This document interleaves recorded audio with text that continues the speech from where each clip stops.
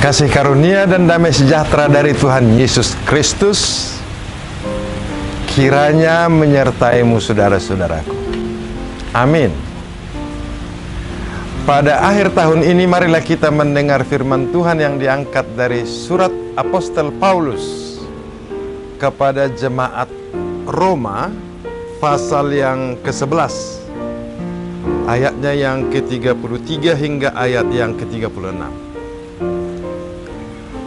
Oh, alangkah dalamnya kekayaan, hikmat, dan pengetahuan Allah. Sungguh tak terselidiki keputusan-keputusannya, dan sungguh tak terselami jalan-jalannya. Sebab, siapakah yang mengetahui pikiran Tuhan? Atau siapakah yang pernah menjadi penasehatnya? Atau siapakah yang pernah memberikan sesuatu kepadanya sehingga ia harus menggantikannya? Sebab segala sesuatu adalah dari Dia, dan oleh Dia, dan kepada Dia. Bagi Dialah kemuliaan sampai selama-lamanya. Demikian pembacaan firman Tuhan. Saudaraku, pada penghujung tahun ini adalah momen yang sangat penting dalam kehidupan kita untuk menghitung hari-hari hidup kita. Ada beberapa metode bagi kita untuk merenungkan ulang perjalanan hidup kita. Boleh juga kita memulai dari bulan ke bulan. Apa yang kita alami di bulan Januari, selanjutnya di bulan Februari, Maret, April, Mei, Juni, Juli, Agustus, September, Oktober, November, dan Desember. Kira-kira di bulan manakah menurut Bapak dan Ibu bulan yang paling menyenangkan bagi hidupmu? Apakah di Januari, atau di bulan Juni, atau di bulan Oktober, atau bulan mana saja? Mungkin ada juga orang yang melihat bahwa bulan kelahirannya adalah bulan yang paling indah. Bisa jadi. Tapi ada juga barangkali pada tahun ini yang baru tamat kuliah misalnya. Maka dia melihat pada bulan-bulan terakhir itu ketika dia tamat menjadi bulan yang paling mengesankan. Atau ada juga karena penaikan gaji berkala misalnya di bulan berapa. Atau kalau petani misalnya, mungkin ada yang mengatakan di bulan 6 karena disitulah panen kami lebih beruntung. Tetapi bisa juga ada orang yang merasakan satu bulan tertentu karena di situ dia mengalami pertemuan yang indah dengan seseorang. Saudara mungkin mempunyai pengalaman tersendiri. Di bulan mana yang paling menyenangkan bagi saudara? Tapi mungkin juga pada saat yang sama, kira-kira di bulan mana yang paling menyedihkan bagi saudara-saudara? Yang paling membuat pergumulan lebih besar dan macam-macam. Itu adalah salah satu metode untuk menghitung hari-hari kita. Tapi ada juga orang yang bisa menghitungnya lewat minggu. Di minggu keberapa yang paling membahagiakan, atau di minggu keberapa yang paling menyedihkan. Dari 52 minggu, minggu mana yang paling menyenangkan bagi hidup kita? Sekaligus juga minggu mana yang paling menyusahkan bagi hidup kita? Tapi pada zaman ini kadang-kadang tidak lagi hitungan minggu, saudara-saudara. Hidupnya itu sudah hitungan hari. Sudah hitungan hari. Hari mana yang paling menyenangkan? Mungkin ada keputusan penting yang Anda buat pada hari tertentu, atau apa saja.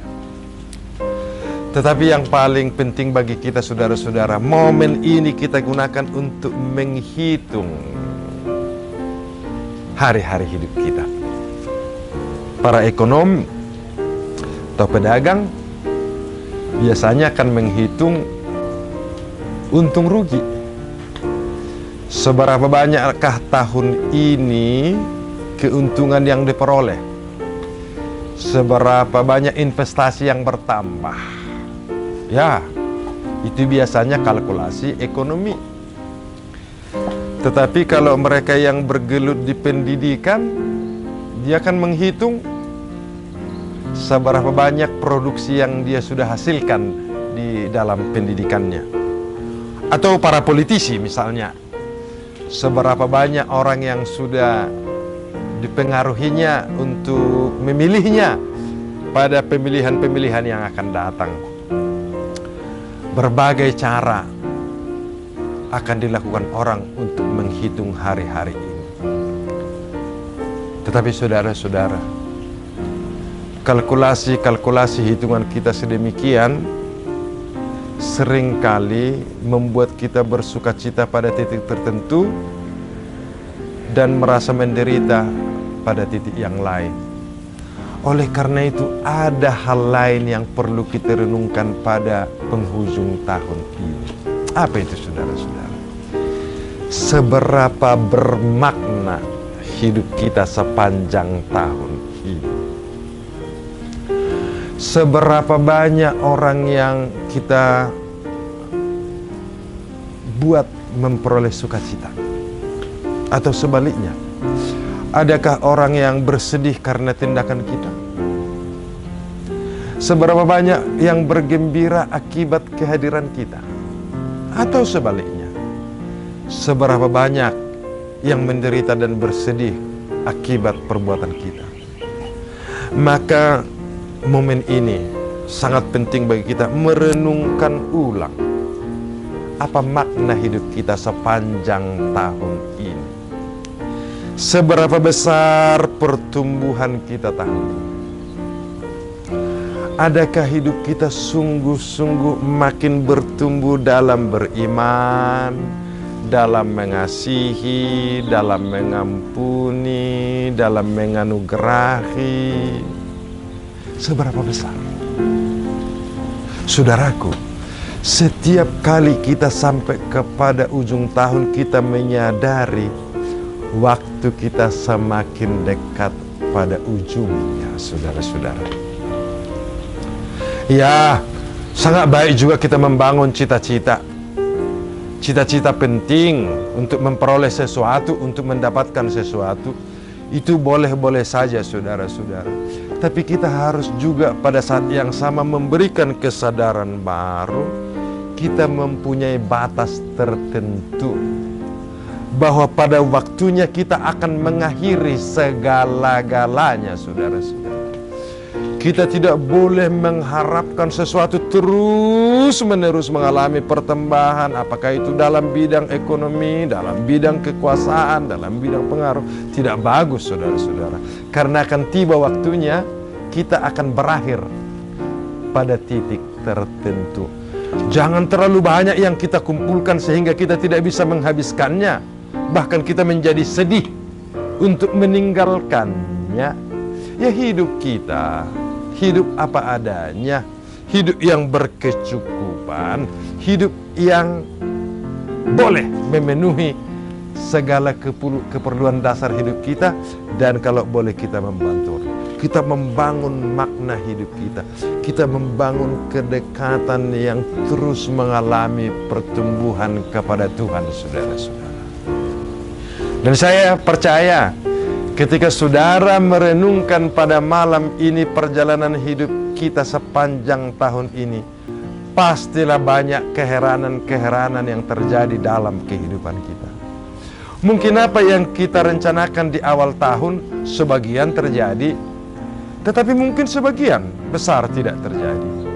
Tetapi juga pada saat yang sama, sesuatu yang kita tidak pernah rencanakan dan perhitungkan akan terjadi, malah terjadi. Yang kita tidak perhitungkan terjadi menjadi terjadi, yang kita perhitungkan terjadi tidak terjadi. Jadi ada banyak hal yang terjadi dalam kehidupan kita sepanjang tahun ini. di luar rencana kita, bahkan di luar kemampuan kita. Sebab apa, saudara-saudara? Sebab kita adalah makhluk beragama. Kita adalah makhluk Tuhan. Kita adalah ciptaan. Hidup kita tidak tergantung pada diri kita. Kita memang diberikan kemampuan untuk memikirkan, mengerjakan, melakukan sesuatu, dan merencanakan sesuatu. Tapi lebih daripada itu, saudara-saudaraku, hidup kita ada di tangan Tuhan yang Maha Kuasa, yang peduli dengan kita. Oleh karena itu, saudara-saudara, firman Tuhan untuk kita pada hari ini patutlah kita renungkan dengan sungguh-sungguh. Oh, alangkah dalamnya kekayaan, hikmat, dan pengetahuan Allah. Sungguh tak terselidiki keputusan-keputusannya, dan sungguh tak terselami jalan-jalannya. Saudara dan saya sudah mengalaminya. Karena itu, ini adalah momen bagi kita bersyukur dan berterima kasih kepada Tuhan atas segala kasih dan penyertaannya. Betapa dalamnya hikmatnya yang menyelamatkan hidup kita hingga saat ini. Betapa besarnya anugerahnya yang melindungi kita sepanjang tahun ini. Dunia ini selalu datang dan pergi dengan segala keberhasilannya. Dunia ini selalu datang dan pergi dengan mimpi-mimpi yang ditawarkannya. Dunia ini selalu datang dan pergi dengan segala tawaran-tawaran kemegahan yang diberikannya.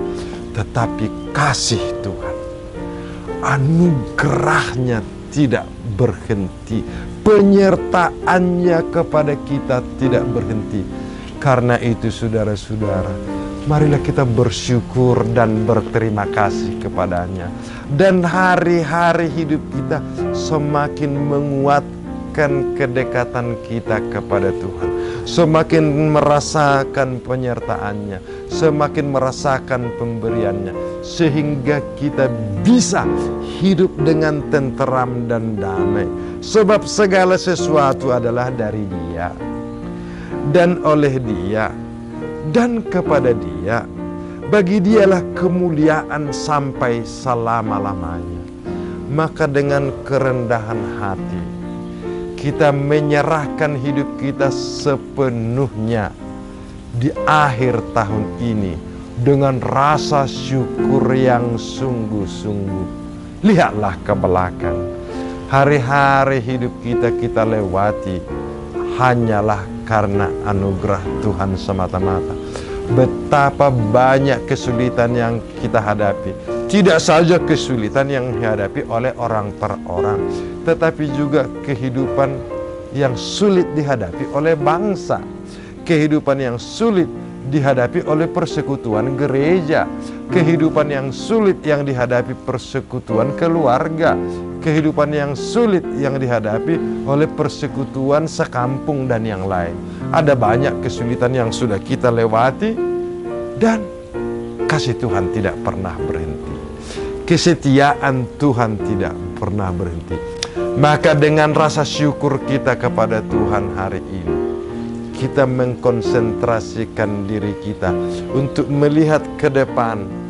Apalagi yang bisa kita lakukan lebih baik ke masa depan untuk membangun kehidupan kita yang lebih bermakna dan berguna, membangun kehidupan kita yang setia kepada Tuhan, menggapai kasih-Nya yang besar, menggapai anugerah-Nya yang besar, menggapai belas kasihan-Nya yang besar, dan memohon kepadanya kekuatan supaya kita bisa juga mengalirkan belas kasihan kepada banyak orang, mengalirkan banyak berkat kepada banyak orang, mengalirkan banyak pengampunan kepada banyak orang, sehingga suasana damai sejahtera, persaudaraan yang indah, kebersamaan yang saling membantu, kebersamaan yang saling menolong bisa terjadi dalam kehidupan kita di hari-hari yang akan datang. Bagi Dialah kemuliaan sampai selama-lamanya. Dia yang kita muliakan, saudara-saudara. Mari kita melihat diri kita, saudara-saudara. Jangan kita mengambil kemuliaan Allah untuk diri kita. Kita hanyalah yang dianugerahinya. Kita hanyalah yang diampuninya. Kita hanyalah orang yang diberikan ruang keselamatan. Kita diangkat menjadi anaknya. Karena itu kita memuliakan Allah dengan hati kita, dengan pikiran kita, dengan kekuatan kita, dengan seluruh perbuatan kita.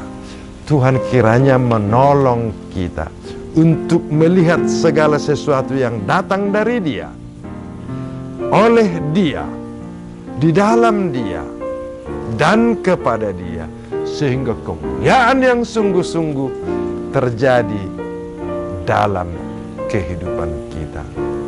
Turunlah kiranya kasih karunia Allah atasmu dan kemuliaan bagi Allah di tempat yang maha tinggi. Amin.